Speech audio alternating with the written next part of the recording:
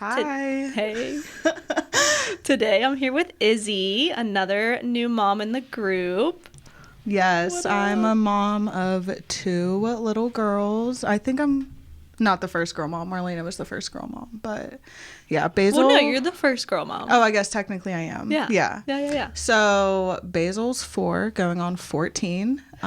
She is crazy ever since she was born. They literally called her Spunky, and she's lived up to that name. I could see that. Since the second she came out of me. And Cora was born, 5 days after Cash? Yeah. 5 days after Cash and 5 days before Dale.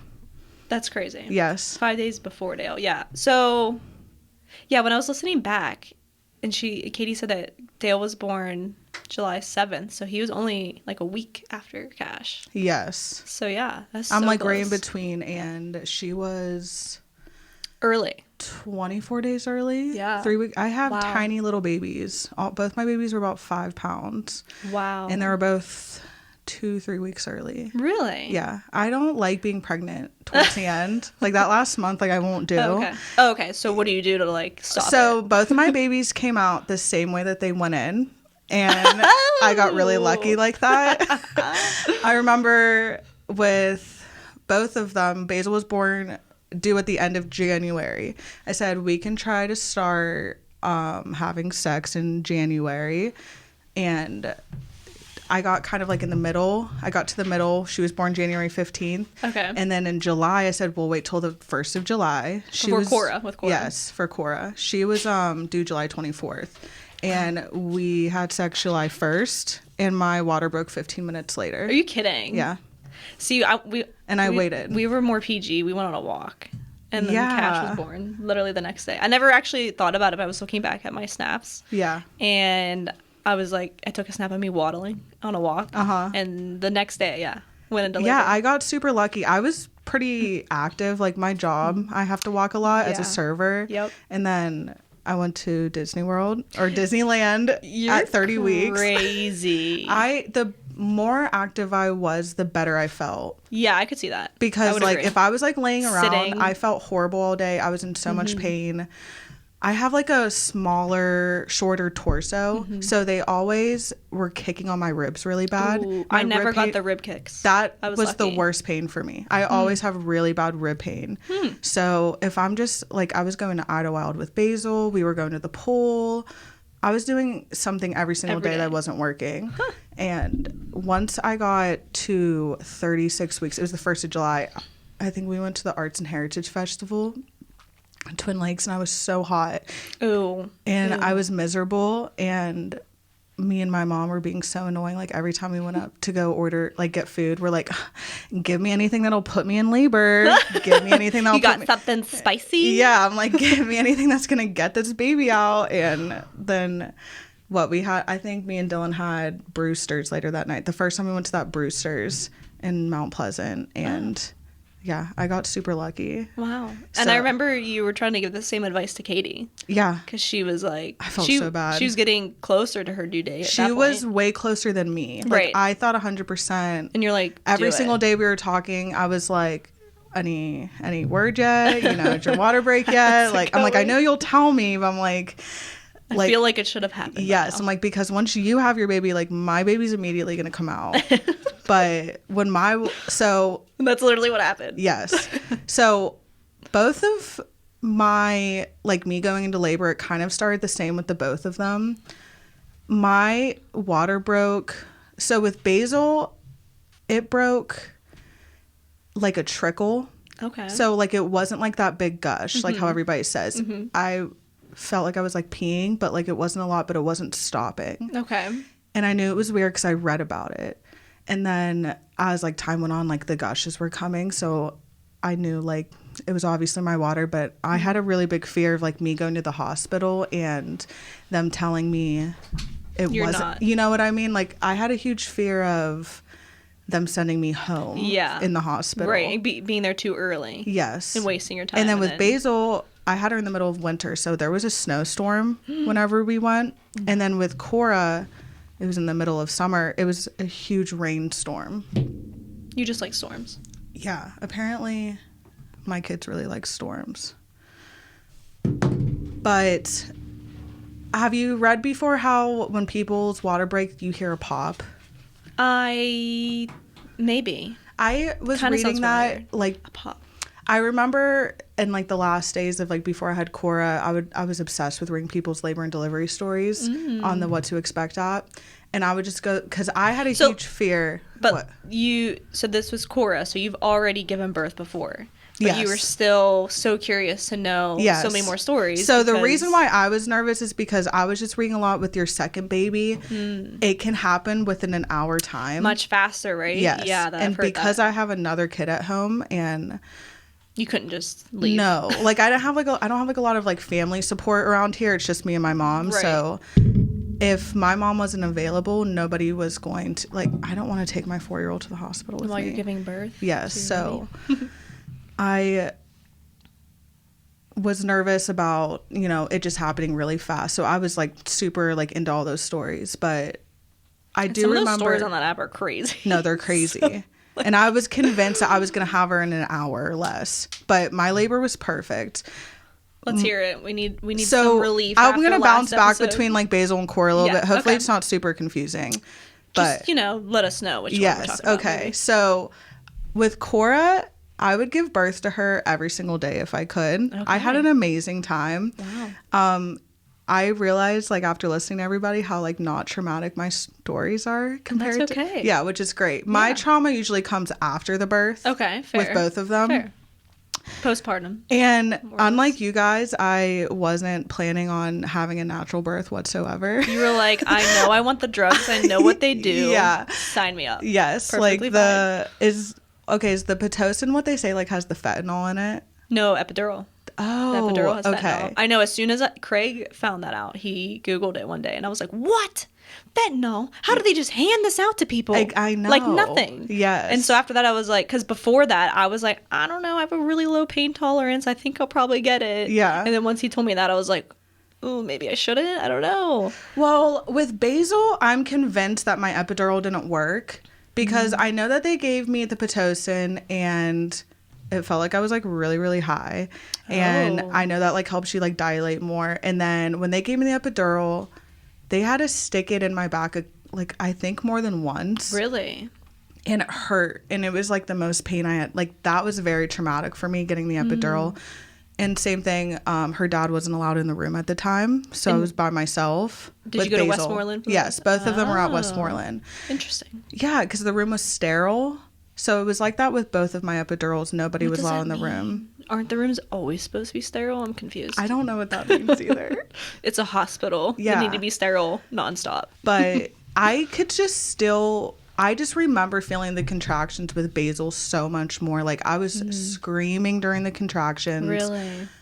I couldn't feel my legs. I know I was numbed down and I had like the shakes and stuff. Oh but yeah, I shook a lot. I don't know. I just like kind of thought that's how it was supposed to be. So whenever I was in labor with Cora, they were kind of pushing for me to get the epidural.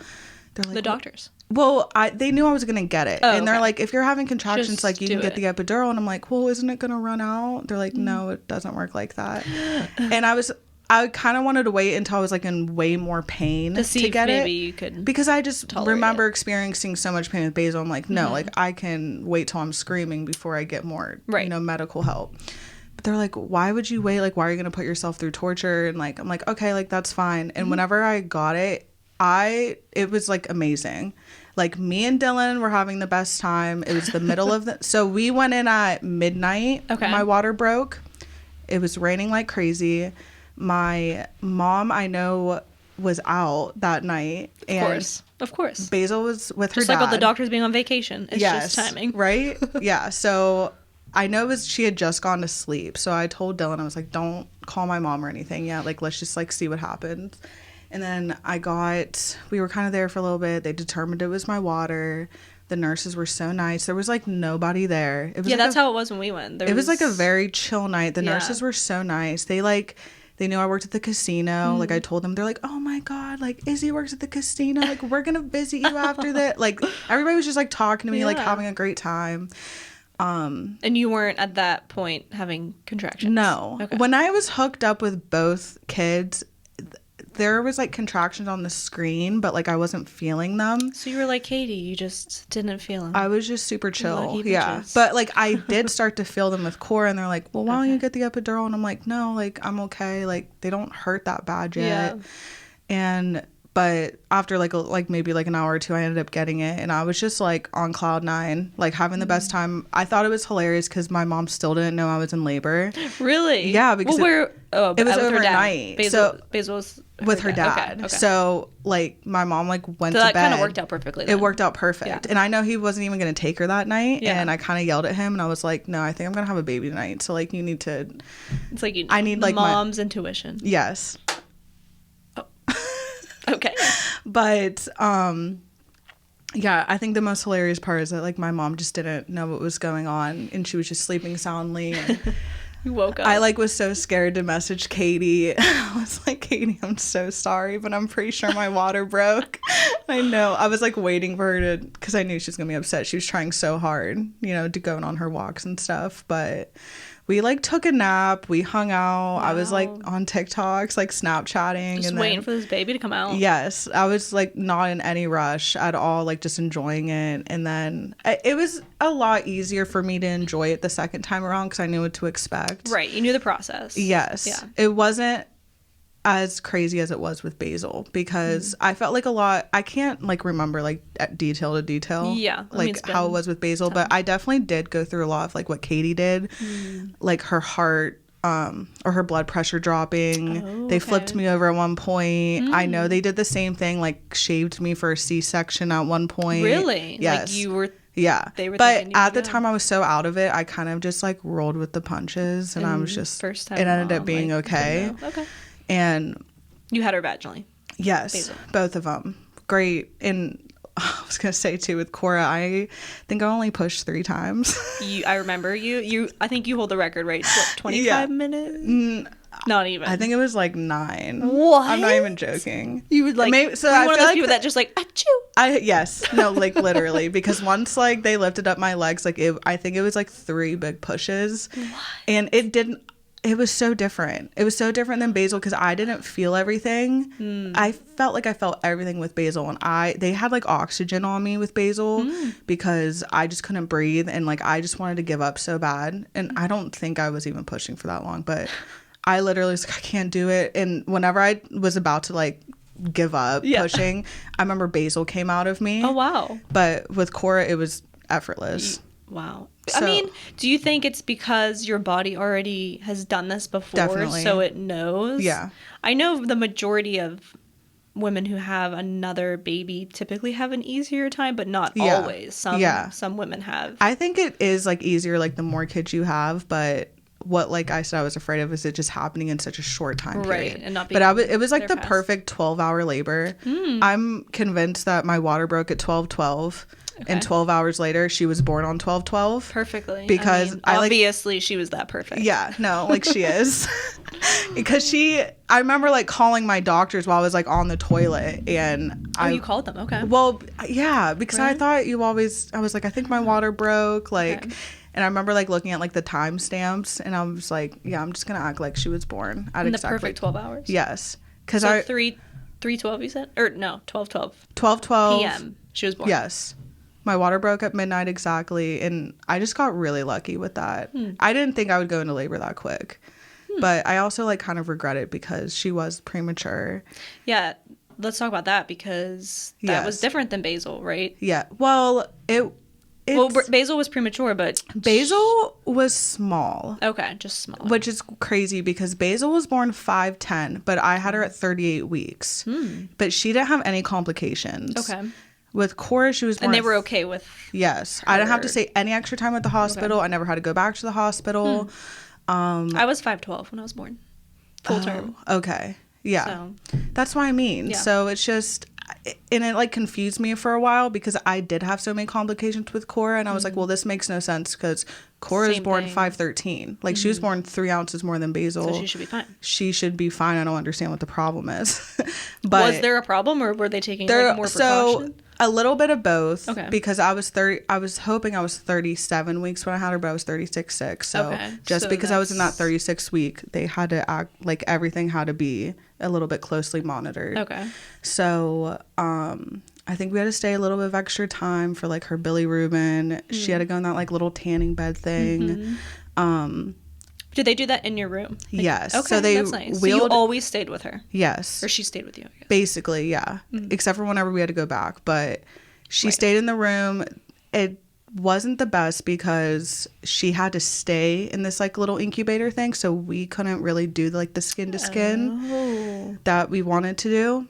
And did you get that opportunity as soon as she was born to do it? Yes. Yeah. Okay. No. Yeah. Right away you did? Yes. Okay. So we did do about an hour of skin to skin. Nice. And also Dylan did cut the cord. Wow. I think he's like one of the only guys that... Yeah, Craig did not. He didn't really get the opportunity, but he didn't want to anyways. They asked him and he thought it was the coolest thing ever. Yeah. Was he, what was he? Was he a Craig down in there or was he so down a in Jacob? there. Okay. No, he was so down and I was like, are you so down in there? Yeah. Both of the dads were. They were like very involved. For both of your births. Yeah. And which is like, that's whatever. Yeah, I mean, cool. I'd rather them be in there than not. Yeah. But that's good. Yeah, her being in like the little incubator was a little bit hard because I just felt I was worried most about the breastfeeding because I did not have a good breastfeeding experience with Basil. I wasn't sure if I wanted to do it, and because my babies were born preemie, they immediately want you to supplement. Really? Yes. To make sure that they're getting... Yes, because they want to get that weight up. And I was given the option with Cora to supplement with breast milk, donated breast milk. Oh, wow. And I had like a lot of that. They sent me home amazing. with about 100 ounces. Wow. Yeah. That's amazing. I didn't know that they like offered it. Yeah. Like well, that. I kind of felt guilty like taking it. I was just like, well, I feel like other babies need this. Or like, well, your baby is one of the ones your that baby need it. is the other baby that needs it. No, you know? that's amazing. So they let me supplement with breast milk a lot because you wanted to stick yeah, because like neither of my babies had problems latching. It's always my milk that had trouble coming in, and they were having me do the same thing. They like wheeled in that big pump. They were having me pump immediately. I never did that. Okay, so a big pump? What? So they have their pumps. There are on like a big machine. Oh my god! And it's very intimidating. And they're like, yeah, just do this after every feeding and do it whenever she's in there to like help stimulate your milk to help get it in. Did you do that with Basil too? No. Oh, okay. But they just knew. They sent me home with a pump with Basil and that was it. And I had no other knowledge of what to do. Because no, I asked my doctor at one of the appointments. I was like, do I bring my pump with me? So you like somebody show me how to use it. They're like, I mean, we can, but no. Right? Like, thank God for like, Instagram and everything. We were looking up YouTube videos. Yeah. I was like, I don't know how to put this thing together. Because, like, I didn't remember how to, like, do all the pump stuff. And I didn't really give it a chance with Basil. Because after my first appointment with her, my peds appointment with her, they were basically like, oh, you're starving her. She's losing weight. You need to give her formula. And I don't think it was my own head. I was just like, once I realized I had to give her formula, I was like, it was like end game. I was like, okay, cool. Yeah. And she was probably, you go right after they're born. So what, like, I know. 3 or 4 days old? Literally. Yeah. Like so with Basil, my milk probably wasn't even in yet. Right. And I was just Which is normal. Which is so normal. Yeah. But they weren't. And that's what I mean. Even after I was like, all right, well, I'm not, they're like, you're going to have to power pump. So in my head, I'm like, all right, I'm either going to have to sleep or feed this baby. And I was like, I have to sleep. Like, I don't know what I'm doing. And I even remember like my boobs like being so leaky and I would just like wipe it away. I wouldn't give her any milk. Yeah. And I was just like, I guess we're just doing the formula. So. No, it's tough. And we will touch on, more specifically breastfeeding later on. But you 100% have to have a support system. It is not just a natural thing that just happens. Like, no. You need a lot of support and education, honestly. Yes. And exposure to it. I feel like if you've never been exposed to breastfeeding or what it entails. I had no clue what I was doing. I'm trying to think. When I had Basil, it was 2018, January 2018. So it's not like there wasn't social media, but like nobody was talking about stuff. And probably none of your other friends at that point had kids yet. I did have 2 friends that just had babies, but the one was strictly formula fed and then the other one was strictly pumping. Okay. So No, didn't have Not any really. miss, yeah. Like her baby never latched, so she pumped for a year. But I mean, they gave me some tips about the pump, but it just wasn't, I don't know. As open of a conversation. No, yeah. But yeah, anyway, so that's just with Cora. I really wanted to get like a head start on everything. Do you need glasses? Yeah, I do. I don't wear them. Oh, you have them. Yeah, I've seen you. They're a prescription? I have them. Yeah, I wear my prescription sunglasses when I'm in public. But that's good. So when you're driving, yeah, important. Yeah, I wear those every day. You're concerning me. So with Cora, I got to go home after about 3 or 4 days. And they're like, definitely go to your appointment tomorrow. So we did. And that was our first... I still think it's so insane how fast they make you go to the doctors. Yeah, it's a lot. And especially, like, I have another kid at home. I was grateful to have somebody with her. But, like, people with multiple kids are, like, doing this by yourself. How do you expect me to do that? Right. On no sleep after just giving birth? I was surprised that who had a C-section, I'm pretty sure she was at her doctor's appointment, like, 2 days later. I'm like... Yeah. Should you even be moving? Right. Like, I don't think so. That's what they say. Like, I mean, I've definitely heard other women talk about, honestly, like, we should be staying in our beds for, like, 6 weeks. Yep. That's what my doula said. She said, don't leave your couch.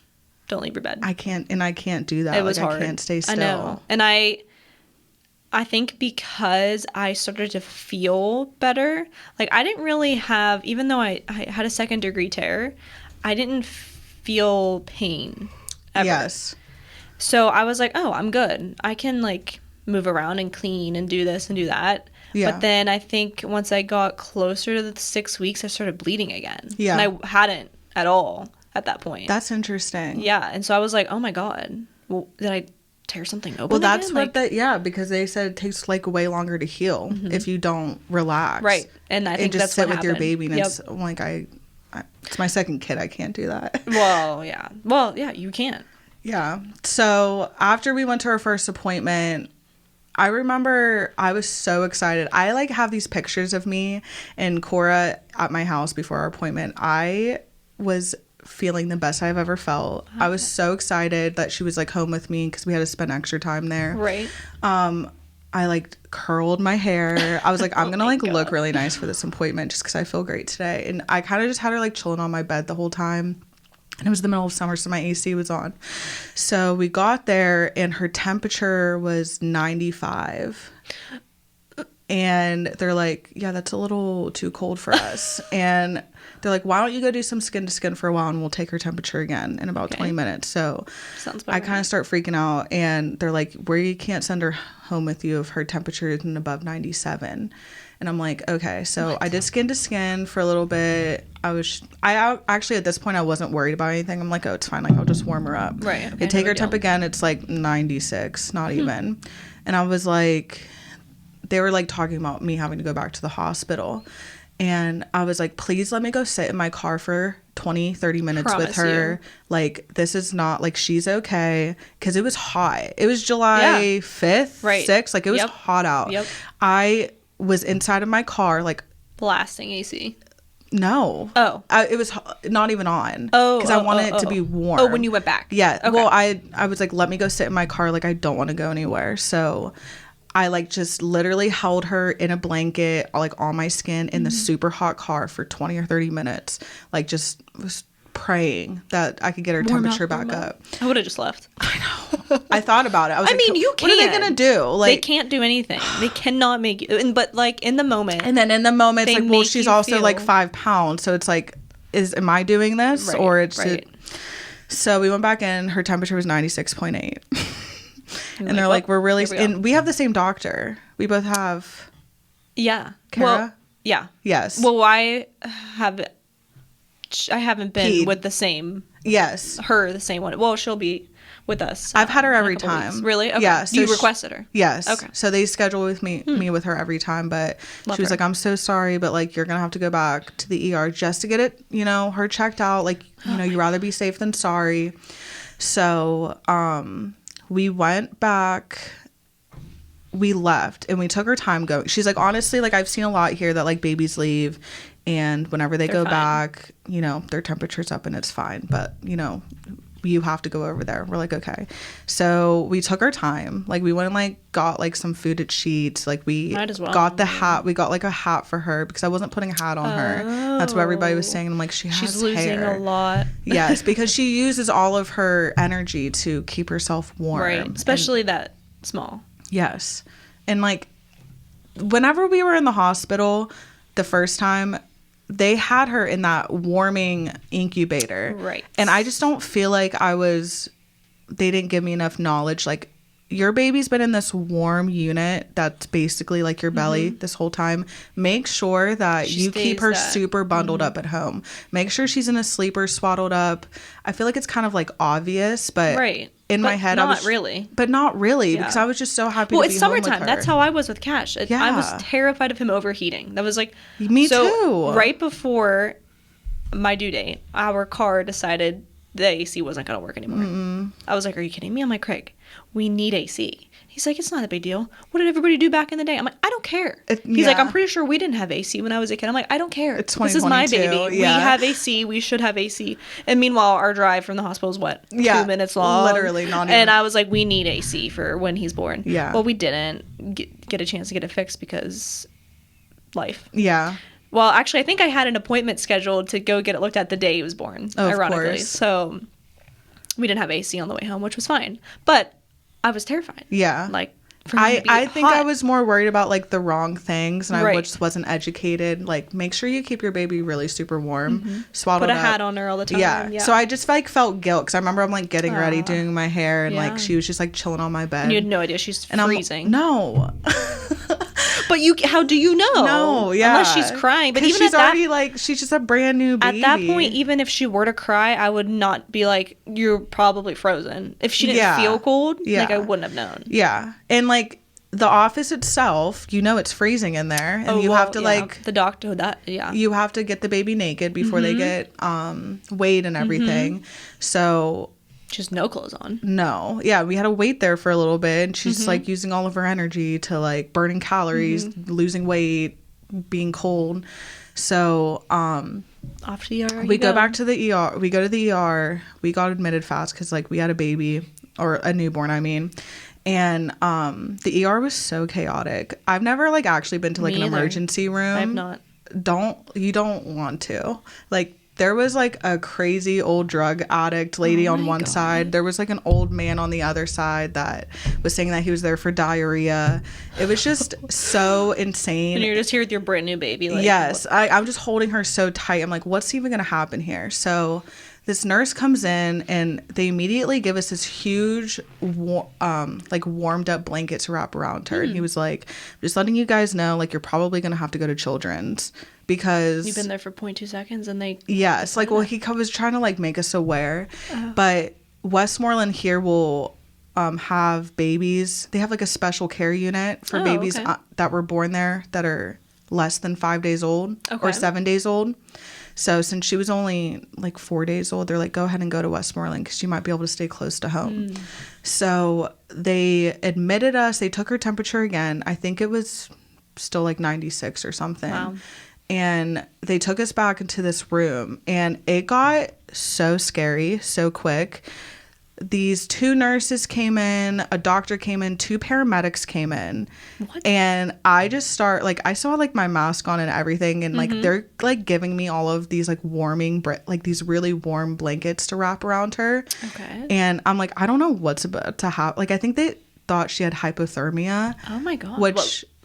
And her temperature was going up. Right. It was just like taking a little bit longer, and I think they were just preparing for the worst, but it was a very scary scene. Yeah. They like rolled in all of like the paddles, all this crazy stuff. Yes. What do you mean? To like resuscitate her. Oh my God. Yes. And I'm like, she's not dead. I don't know what's happening.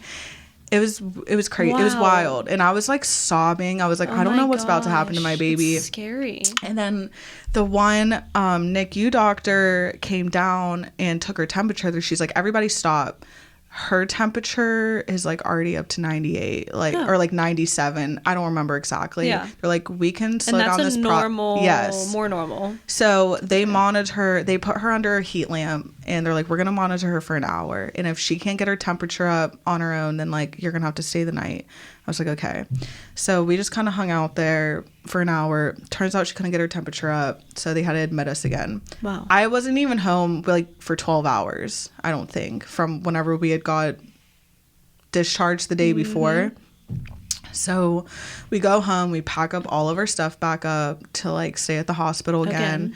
And they have their little special units room, and they wanted to just keep her in like the warming, I forget it's called like a neonatal or something. Okay. That sounds good. No, an isolate. Oh. It was an isolate. That's what it was called.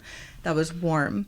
And that's the same thing she was in. Yes. After she was born. Yeah. And they're like, we're going to keep her in here in the special room. So I couldn't be in the same room as her. Now, I assume before you left the hospital, after she was in that bed, they were checking her temperature, right? Yes. Like, I assume they checked it before they were checking she left? But whenever we were there the first time, they were more worried about her blood pressure or her blood sugars. Oh. So I wonder if her temperature was lower there, too. Yeah. I don't think we got a temperature check whenever we left. Like, don't you think they should... So, how long was she in that bed for... How long was she out of the bed for when you got to go home? I don't think she ever slept in one of those little cribs. I think she was in it the entire time. So, like, you're ready to be discharged, and you literally take her from that bed home. Yes. So they didn't even give, like, a period of time to make sure she could hold her own temperature. No. That doesn't make sense to me. No, it doesn't. If you were worried about her temperature, and then, like, thinking back, I was like, oh, well, I should have known. Like, I'm a mom. And I'm like, I didn't know that I had to keep her extra bundled. Because I told that to Kayla, and I was like... Make sure you keep your baby on fire before you go to that appointment. Oh, I remember you, yeah. Because they'll send you. Basically, like, what happens, like, she just caught a chill. Like, there was nothing wrong with her, but, like, she was cold at the time, and then we had to stay overnight. And even throughout the night, they had to keep lowering the temperature because she kept getting too hot in there. And I was like, if she gets too hot, I'm going to be pissed. Because we're just going to take her out and leave. And because we had to get readmitted, they wanted us to stay for 48 hours.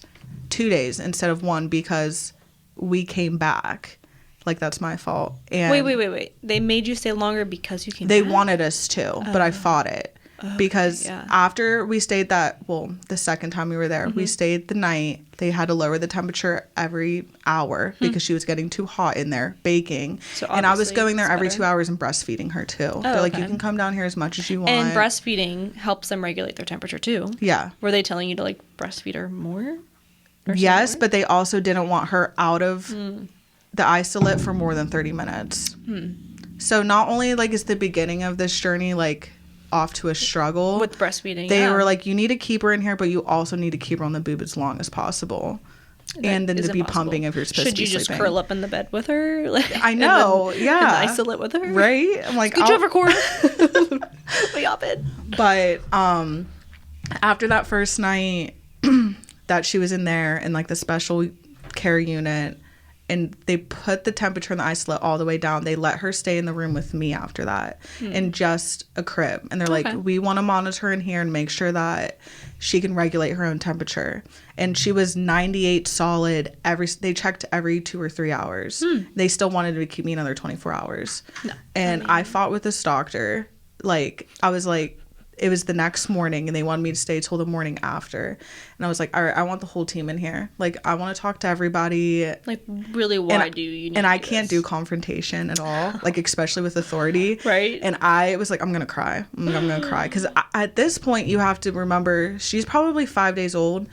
I haven't been around my other daughter for almost a week. Oh, my gosh. So, because I'm in and out of the hospital. Let's talk about the hormonal roller coaster you're on after giving birth. Yes. It's insane. So whenever I was, like, just in that room with Dylan and she was I was just sobbing. I was like, my other daughter needs me so bad. Right. Like, I just know. You don't feel like you could be with either one of them in that moment. No. That's hard. And, like, how am I supposed to choose? Like, I can't just, like, they're like, we don't judge moms for going home and, like, doing other things. I'm like, I'm not leaving. What? I'm just going to leave my baby with you? Yeah. Like, no. Well, the dad can stay. I'm like, yeah, but, like, I'm trying to breastfeed.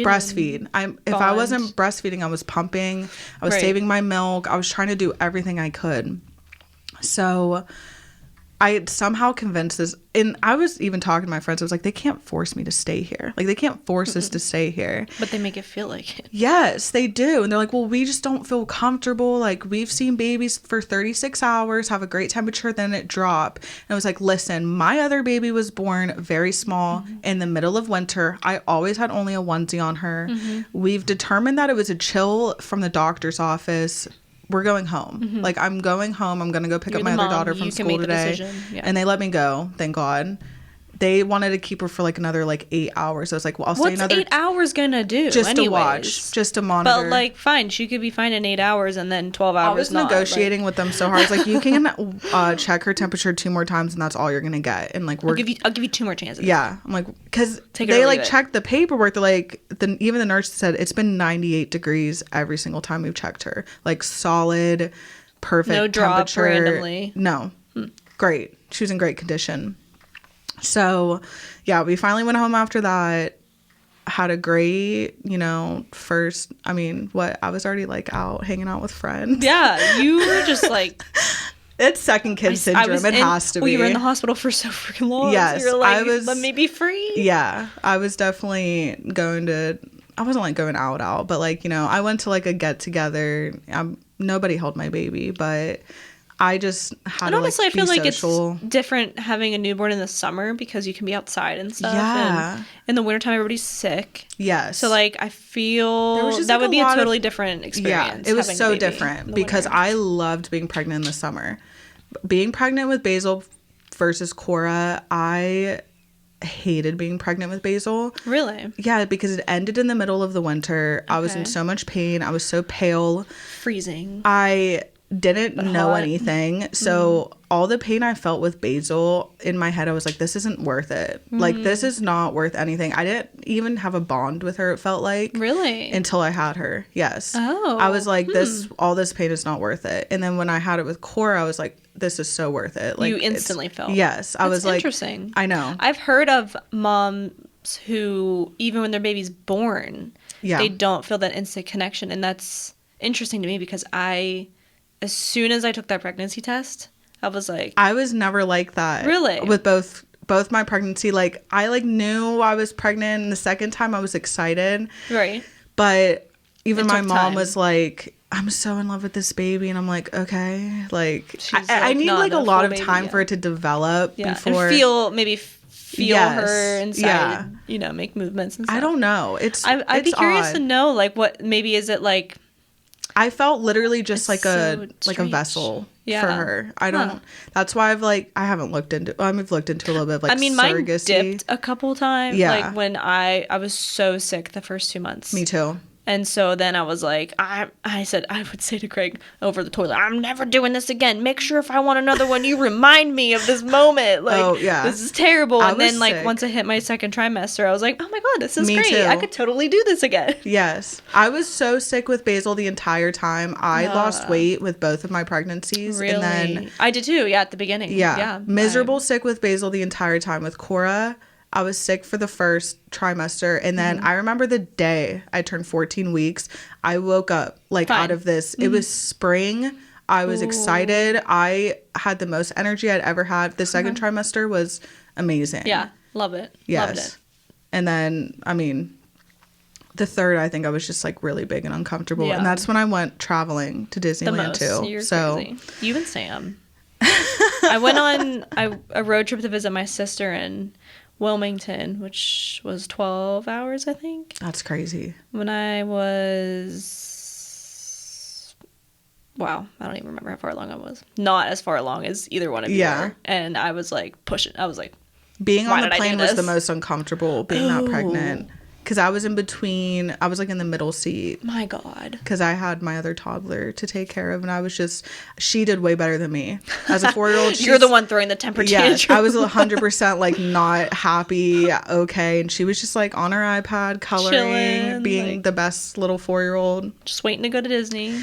So after we finally got discharged for the second time, we kind of went about. So I never knew this story about you going to the hospital twice. When you were about to talk about going to the hospital, I remember probably what you're about to talk about now. Yes, going the third time I went to the hospital. That's literally insane. No, yeah. I did not know that you had to go. And even her doctor said that whenever she realized we went to Children's, because she's like, I cannot, but like she was like, "Are you okay, Mom? That's Are a lot. you okay?" I was like, "Yeah, I guess I'm just kind of figuring it out." Because since she was born, Cora, she's always been on the brink of like emergency versus okay, she's just on that line, like she's okay, but like she might not be okay. Right. So it's all just been very odd. Gray. Yes, like it's all nobody just really knows. Yeah, I'm like, they say that she's not okay, but she's okay, and I have to take precaution because she's just so little and she's a preemie and this and that. So the third time, I think she was just about to be 2 months old. Okay. And Basil wasn't feeling good. I know Basil came home sick from school the week before, and she never does that. She never sick. She's not like a sick baby. Like, I've been very lucky, like grateful. Yeah. But she's not somebody that gets sick and has to get picked up. She threw up at school, I think, and wasn't feeling good. So she came home, and then pretty soon after, I noticed that Cora was being like a little bit extra fussy, sweaty. I remember actually what happened is we took a nap together, and she woke up extra sweaty. And I got really worried about her having a fever just because she must have been 7 weeks old. Because I know she had to get her shots like at 8 weeks, and we weren't there yet, 6 or 7 weeks. So I called Basil's dad, and I was like, I think you need to pick her up because we might have to go to the hospital. Because it was the middle of the day, and I was like, I'd rather go during the middle of the day than the middle of the night. Well, yeah. Because nobody wants to do that. And I can't you are not allowed to take your other children to Children's with you. Oh. If you have other kids, like, they won't let you go to get admitted to the emergency room. It's very weird. Wow. Like, I think the other parent would have to stay out in the waiting room with them. Huh. And I was like, what? You would think it being a children's hospital. COVID. It's just COVID things. So COVID things. 2 years later. Always. So I feel like that's just become like everybody's excuse. It is. Like, yes. Even with daycare stuff, it's crazy. The COVID stuff. You're like, well, because of COVID, we can't do this. I'm like, okay. Is COVID really like a big deal still? I don't think so. So, yeah, she had a fever of like 10. Oh my God, I don't remember. Wow. It was like 104 or something. Crazy. And we did a rectal temp at home. Okay. I'm like, and we were both just super like, should we do this? Should we do this? And like, I had like an instinct, like, I'm going to regret if we don't go here and just get it checked out because she's a tiny little baby and she's had some problems before. Better be safe than sorry. Yeah. So,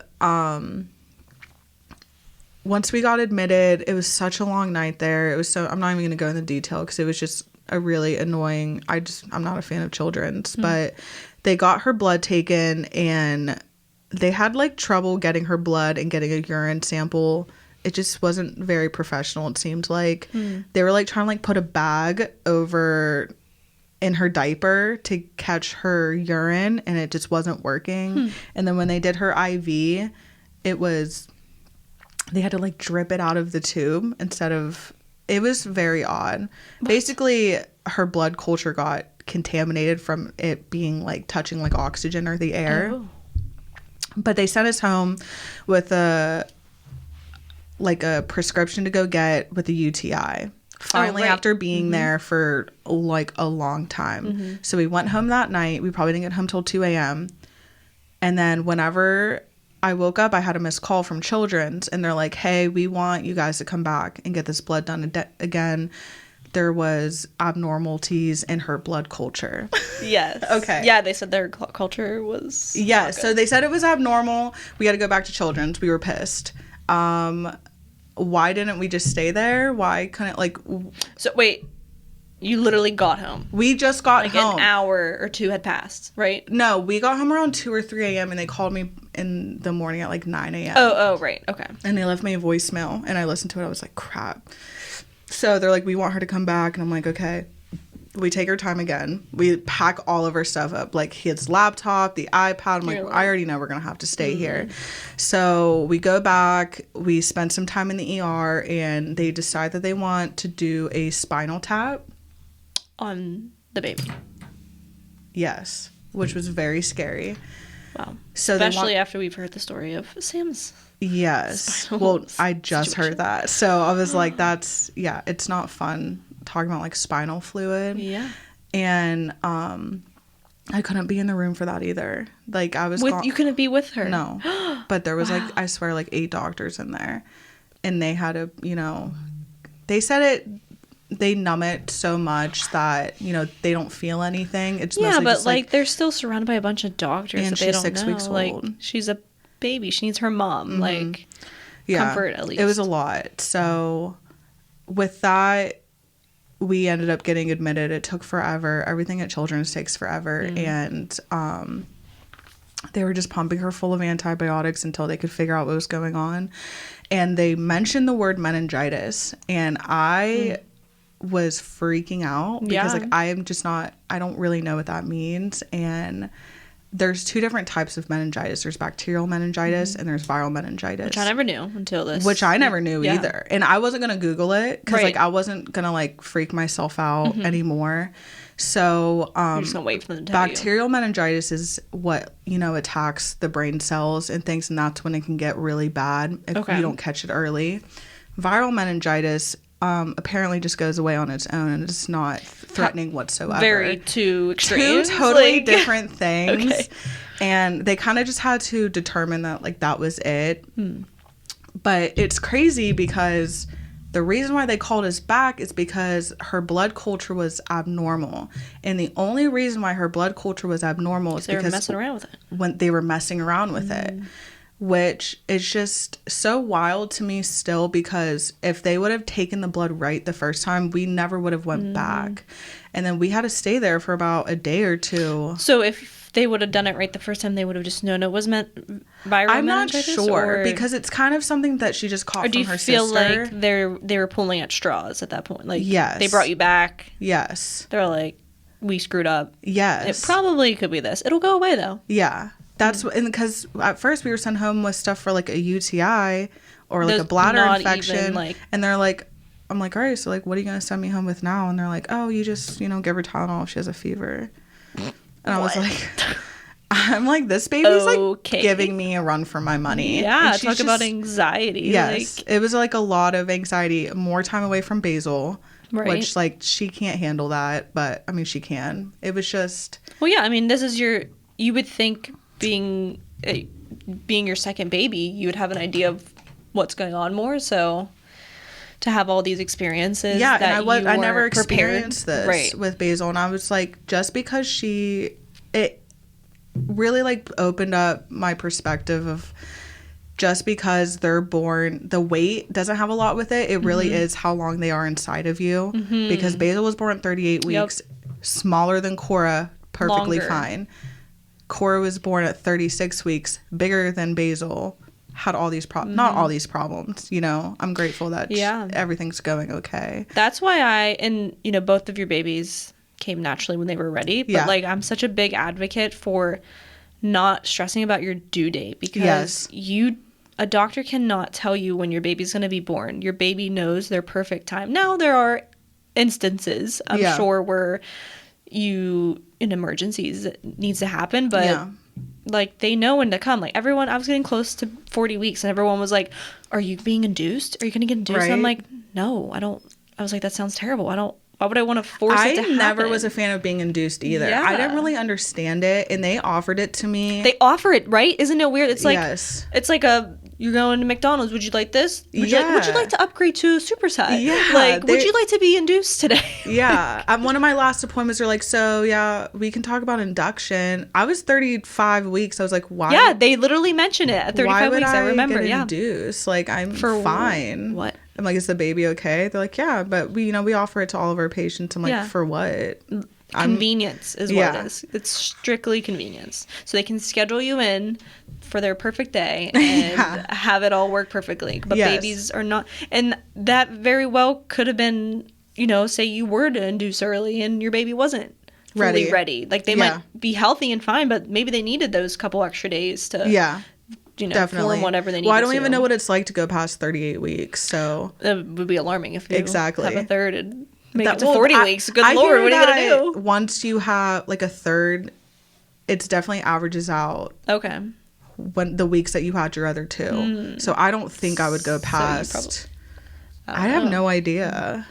Because I've only had girls. So if I have a boy, maybe he would stay in there longer. Thing. Yeah. My doula actually went like 4 weeks past her due date. That's insane. Something That's like that. 11 months. Yeah. That is 11 months. She everything was fine. Yeah. Yeah. But I also, and I think she would agree, I also don't think that they really know your due date. No, because they go off of, which it still confuses me, because when I went in for my 8-week ultrasound, the tech was like, what's your ovulation cycle? How many days? And I'm like, I never tracked it. I don't know. Yeah, we weren't I don't tracking have a regular ovulation. Period. I think I did, but I never tracked it. Like, when we were trying for cash, we just let it happen. I didn't plan out like, hey, this is the day it's supposed to happen. You know what I mean? So when she was like annoyed that I didn't know that. She was like, well, your due date's not going to be accurate then. And I'm like, okay, well, that's fine. He'll choose it anyway. Yeah, I was like, okay, no big deal. And like, they always were concerned about like how many days your cycle is, but like every woman is different, and I feel like your cycle can be different. Yeah.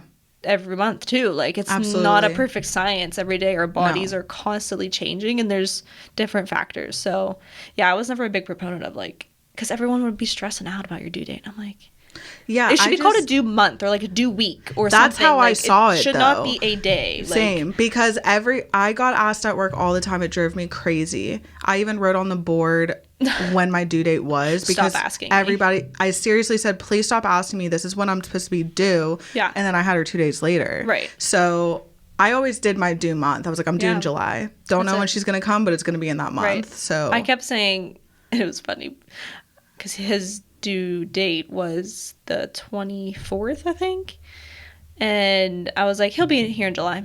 He's gonna be a July baby. And everyone was like, what? No. But I was like, yeah, I want him in July. But then I was getting closer. I was like, all right, I'm not making it to July. You almost want to do it out of spite. I know. Like, come on, stay in there a little bit longer. July 1st. I told you guys. I knew he'd be here in July. Yeah. But yeah, I think I actually, the day or two before I went into labor, I put on Facebook because so many people were texting me. I remember that exactly. Yeah. They were like, how are you? How are you feeling? Like, are you anxious? Do you actually care? I'm anxious. I want the baby here. Yeah. Yes. Like, and I was just like, everybody asking me every day. I just wanted to send a blast text message out and be like, listen, I will tell you. Like, please just don't talk to me. I'm just as annoyed. I'm still pregnant. Yeah. Like, and trust me, you'll know when the baby's here. We're not going to run away. I mean, we thought about it. Yeah, just you should have. Keeping it a secret. We joked about it so much that on the way to the hospital, Craig, I didn't touch my phone. Yeah. For like, oh, I never did with either. Over my 12 baby. hours. Yeah. And we're on our way. We're on our way to the hospital, and Craig snaps a picture of me to send to my mom in the car. And I'm so annoyed. I'm like, why are you taking my picture? And he's like, it's for your mom. That's sweet, though. And she opens it, and she said, LOL. He's like, Court's in labor. She's like, LOL. She didn't believe him. Oh, because he's such a, idiot. Like a jokester. Such a jokester. No, my mom didn't believe me either. Yeah. Like I said, my mom... We were in the hospital room, and he's like, no, like, we're, like, right here. We're here. She's like, what? She's like, no, Court would tell me. I'm like... This is me telling you. Yeah.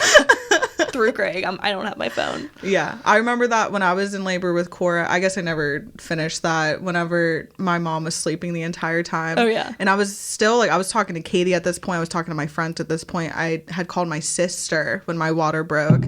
Because she's in California. So her times, she was awake. Okay. And finally at 7:30 a.m. I called my mom. And I was like, Mom, you need to check your Snapchat. She was like, she's like, why are you calling me? What's going on? Because it was still 3 weeks away. Right. And I was like, and I was laughing. I was all messed up off the epidural. Of course. I was laughing so hard. I was like, Mom, I'm in the hospital. She's like, no, you're not. I was like, literally check your phone. Like, because I was texting her updates, like, hey, I'm just chilling. Like, I'm still in this bed. Like, you're still sleeping. Like, it's getting annoying. Like, please wake up. Like, you got. We didn't want to like text her. Because she got ready for the day. She went to my house. She didn't even check her Snap. No. Like, well, she came to the hospital. Like, she was there for the birth. But, like, that's how everything worked out so perfect that she had her full morning, had breakfast, came there. Yeah, you didn't stress her out. And then, like, it was just easy to, like, push her out. Yeah.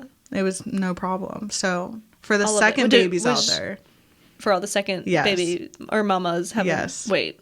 For all the moms having their second babies. It'll be easier, I promise. That's awesome. I'm hoping it will be. Yeah, I know. I'm like, will it be easier for me the second time around? I think it would be. Because your body knows better now. Mm. But I'm worried because I know more now. Yes. You know what I mean? Like, before Cash, I was doing all this research. I was reading books on how to have a natural hospital birth. Yeah. My God. I told you, he'd be passed out. I love that. I really did not. I was at that point, like, afraid of getting the epidural. Yeah. But in my mind, I'm like, I can handle contractions. They're only a minute long. I can do anything for a minute. Yeah. I can handle a minute of pain. They're insane. They were not a minute. No. They were not 1 minute long at all. All of that went out the window once I actually, because you can read about it, you can hear about people's experiences, but until you feel it yourself, you have no idea what it's going to be like. And that's why, I mean, I felt everything with Basil. And I was like, well, this is just must be how it is. But when I had my epidural with Cora, I felt nothing. Like, I felt great and I felt nothing, and she came out with no problem. That's crazy. And I was like, okay, so I don't think this worked the first time, and now I know better. Yeah. Or maybe you got it too late. I have no idea. I really don't. Or maybe because it was your first. Maybe that was it too. Because I didn't do the research, especially with Basil. I was like, I can do it. Like, I'll just, I'll just figure it out. And then with Cora, I was scared. I was like, okay, now I know better now. No, you've been through it. Mm-hmm. Yeah, it's tough. And it really is going to be your own experience no matter what. And I feel like, to your point, like, each birth and each pregnancy is so different. Like, it's hard to even compare your own birth and pregnancies to anybody else's, even your own. So... Yeah, these next, like, steps of their life I'm not a huge fan of pregnancy, but the toddlers, like, the whole first year, like, that's my expertise. All right, well, we'll need you. I know. Like, you've done this already, so exactly. We need you. You're and pro. I am really good with Basil. Like, I have her whipped into shape pretty good, I think. She's a pretty good kid. Yeah. I'd say you did good. She's funny. How was she with Cora when she met Cora? She's so cute with Cora. Really? Yeah. Was she at all, like, because we talked about, like, our dogs being jealous. Like, yeah. She's a real life human. All of you guys have dogs, and I have a kid and no dog. Let's be real, Chester is kind of another kid. Yeah. No, he basically is. But she is so sweet with her. She just wants, I told her, she wants to hold her so bad. She wants to pick her up so bad. And it's like, just like go up and boop, literally she'll try like a baby doll box, like arching, and I'm like, okay, like literally give it 3 more months and you will be able to pick her up and toss her around, I don't even care. But will she be strong enough to? Yeah, probably, because she's a pretty big girl, like tall and strong, but she just, like, when she got home, she just, like, wants to feed her. And, like, I love in the mornings now when I'm taking them to daycare that I'll just go, like, plop Cora in her bed with her before Basil's awake, and she'll, like, just wake up to her sister next to her, and she just, like, grabs her close to her and cuddles her. It's so sweet. Seeing them together is so sweet. Seeing them together makes me want another baby right now. Yeah, I know. Except for not right now. No, I know, right? Well, because like a little bit older. I think you like the age difference. Yes, I love that. The age difference is amazing. Because she's old enough to understand. Yes. That she's her sister. Yes. And old enough to help you with her. Yes. And she's old enough to kind of take care of herself. Right. While I keep herself busy. Yes. Absolutely. Like, distract herself. She's like a very self-sufficient. I call her my, like, self-sufficient queen because she can get herself ready to school. She can go to the bathroom. I taught her how to make her own popcorn. That's impressive. I mean, I'm pretty soon I'm going to try and make her help, like, the Montessori method. That's what I'm here for. Yeah. So she can just, like, do things on her own. Yes. And that's what she likes to do. I keep all the snacks below. I keep her cups and her bowls below. So we have the water dispenser. She can get her own water. You made Montessori cool before it was cool. Yeah. No, literally. I feel like they've, like, marketed that now. Like, it's like, here's these... Was that his mouth or his butt? Oh, okay. Your mouth or your butt. They make all these, like, toys that are, like, Montessori toys. I'm like, those are just cups. Like, that's it. And they're just, like, beige cups. Colors. Yeah. I mean, why don't you just give them your Tupperware? Yeah. Because I think about that. That's literally what it is. Because pretty soon we're going to be getting out the pack, like, the bigger pack and plays, for them to play in. You have a bigger one? Yeah, I have one of those huge ones, like the size of this table. I don't know where I'm going to put it yet. Oh, like a playpen. Yes. But okay. Yeah, the pack and play pen. And I'm just going to give her... Like, with a gate kind of thing. Okay. And I'm just going to give her, like, household items. Yeah, we don't have room for that. Baby state. I don't either, but I'm going to figure it out. Because they like that little... Well, I hope they do. The girl who gave it to me, her kid didn't like it. They, like, felt like they were in jail. It's, like, a really, really big I know what you're pack talking and about. play. Yeah. Okay. But they didn't like it. No. I think it's like a boy thing, though. Oh. I think if I can get Basil in there, and I'll be like, Basil, go find Cora. something safe for, Cora to play with. So yeah, with them together. Yeah. That's cute. And that'll be perfect. Because you even saw I took a shower, and I made Basil watch her. I think it was like a 10-minute shower. Yeah, and all late. I put her in her chair. But to Basil, she probably felt like so adulty. Yes. She's like, I'm watching. She's like, I'm the best helper ever. I'm so smart. Like, that's exactly what I want. Like when we have our second one, I don't want. Because his mom's always like, well, you want to do all the diapers right away. You don't want to get out of diapers and go back. I'm like, yes, I do. I want a break. I want to take a break from diapers and come back. I don't want to change two babies' diapers. Exactly. Because I was out of diapers. I had Basil potty trained by the time she was 3. Wow. Because I was like a daycare teacher at the time, and I knew she couldn't go into the preschool room if they have to be fully potty trained to go in the preschool room. Okay. So I really wanted to make sure she was potty trained. And I got really lucky with that. I don't know, because a lot of kids like have trouble like pooping on the potty and stuff, but she hadn't been in diapers, not even pull-ups overnight for at least a year and a half. And I was like, I've heard boys are more difficult. They are. They definitely are. I know, like my cousin has a boy, a couple of my friends have boys. They're 3 now, and I'm like, and they're all, starting the process. They're difficult, like, I feel like, in the toddler years, but girls are difficult in the the toddler years. The preteen. Yes, that's what I'm worried about. Yeah, teen. 2 girls. So. Oh, God bless. Although I feel like they're going to be far enough apart that like you're going to experience it all with Basil first. Exactly. She'll get out of the stage, which I'm already have experienced a lot, and then one will be in middle school, one will be in elementary, one will be in high school. Yep. I like the gap. I think that's a perfect gap. Yeah. I love it. A lot of people want them together. I'm like, but why would you want the same... I'd rather deal with the troubles on different spectrums. Right. And, obviously you can love all your babies equally, but, like, you don't get to, like, fully experience, like you said, that year of firsts. Yeah. If you're, like, already having another baby right away. Yeah. Like, there's so many things to experience and just soak in. And there's so many firsts even after the first year. Right. I had first really day of school, great, yes, I had 4 great years with just Basil, like soaking up all that love and me and her before I had Cora. And now like I get to experience it with Basil, which is just so sweet. Watching her be a big sister. Yeah, I love it. Fun. She's great.